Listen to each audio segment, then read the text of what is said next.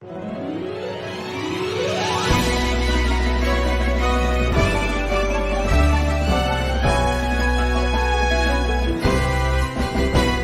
pengawas pemilihan umum, mengabdi untuk negara dan berjiwa Pancasila, bertugas untuk mengawal demokrasi bangsa Indonesia. Berdasar undang-undang kami pun berdiri, wujudkan harapan reformasi. Kobar semangat kami tak akan berhenti.